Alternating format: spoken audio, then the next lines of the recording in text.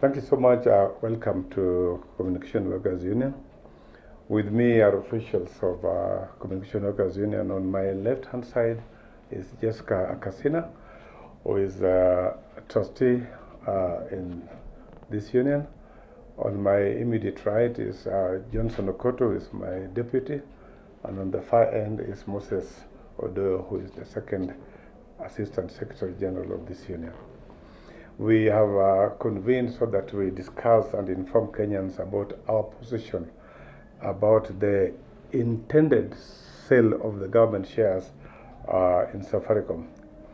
So we have submitted our memorandum to the Committee of National Assembly dealing with this process, so that as they discuss the sessional paper number 3 of 2025, we have to state our position so that they know that whereas we don't have any opposition to the government preparing to reduce its stake in the Safaricom by 20%, we, the Communication Workers Union, must state our position that the shift from majority to control of Vodacom Group must not occur at the expense of Kenyan workers' constitutional rights. As you are aware, the trade union movement in this country, and particularly the Communication Workers Union, we stand for the rights of the Kenyan workers.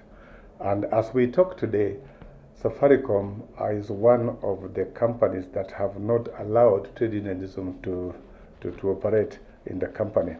So it is our hope that as Vodacom, who is one of the majority shareholders in the Safaricom group, and we do know that Safaricom have recognized trade unions in many countries. They have done that in DRC, Congo. They have done that in South Africa, and I know there's progress being done in Tanzania. And so we want to encourage that they come to Kenya and be allowed, so that they allow the trade union movement in this country, they allow the Communication Workers Union to be part of the the communication, the workers in Safaricom to be part of the Communication Workers Union. We are aware that Safaricom has an estimated workforce of 6,422 employees, out of whom 5,000 and above are unionable. The company has historically resisted formal union recognition. So we as a union have noted glaring disparity between Safaricom's internal culture and the global policies of its parent company, the Vodacom Group. The Vodacom Group 2000 Human Rights Policy explicitly commits to upholding freedom of association and collective bargaining. They respect the rights in South Africa, in Tanzania, and the DRC. There is no justifiable reason why Kenyan workers should be treated as second-class citizens within the same corporate group. In the memorandum that we submitted to the Departmental Committee on Finance and National Planning and the Public Debt Presidential Committee, we have invited Parliament to intervene by attaching the following conditions to the approval of the diversity.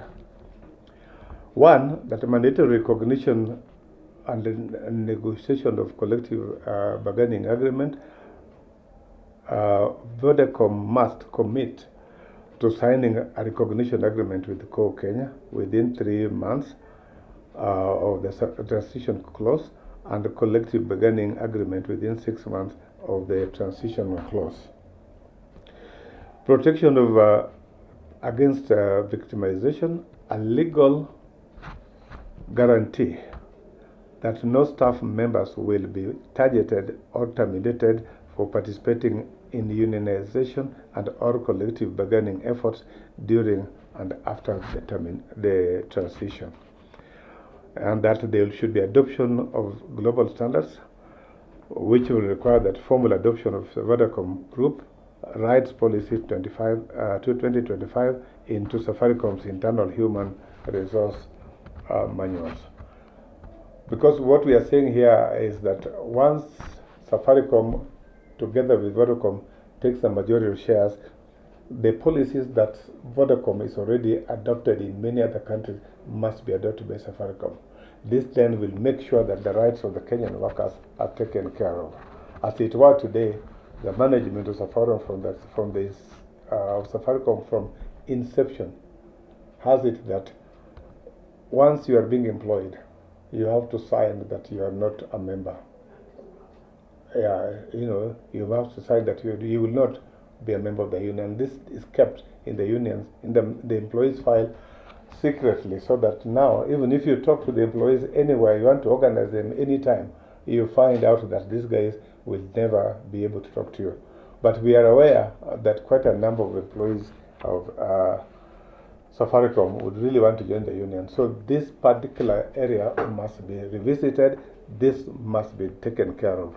So we are asking those people, the Committee of Parliament assigned with this responsibility, to look into those areas.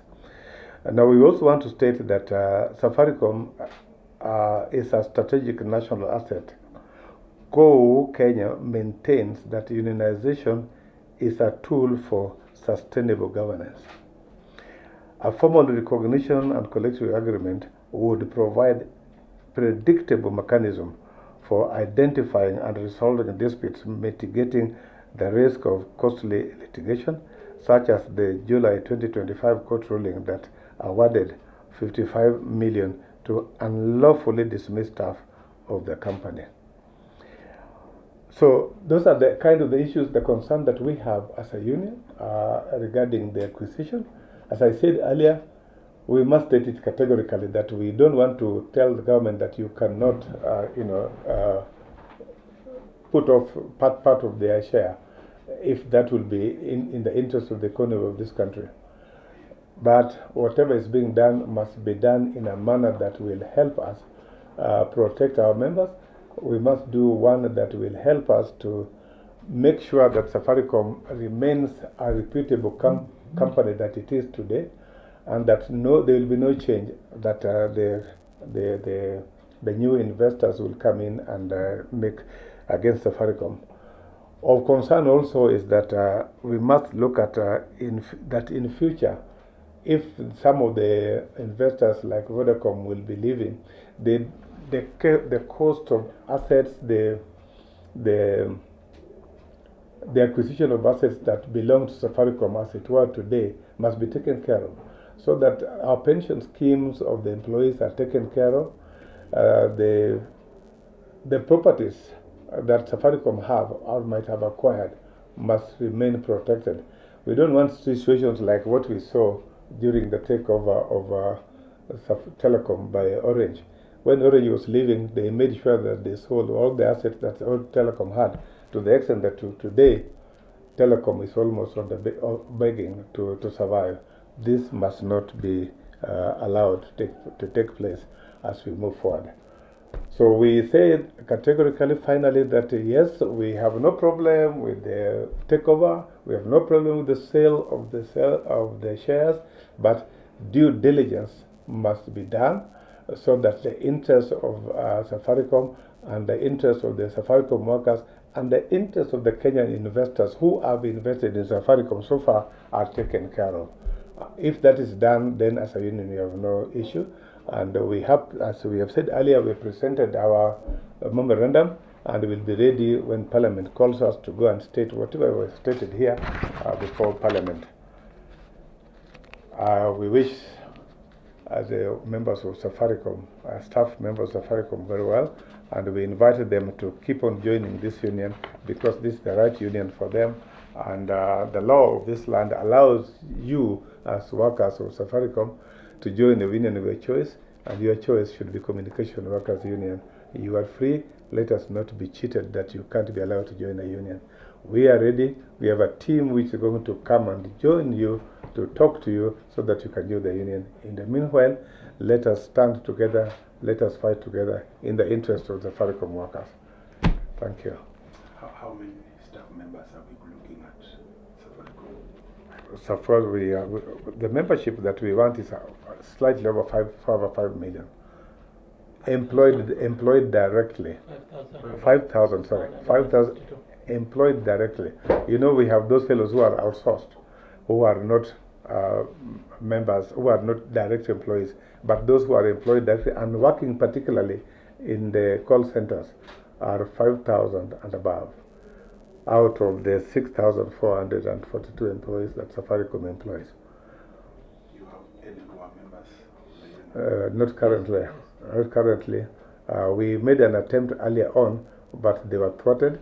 So there are 1 or 2 who could have joined us, but we can't say on record that many have joined, but many are willing to join us. Many are willing to join us.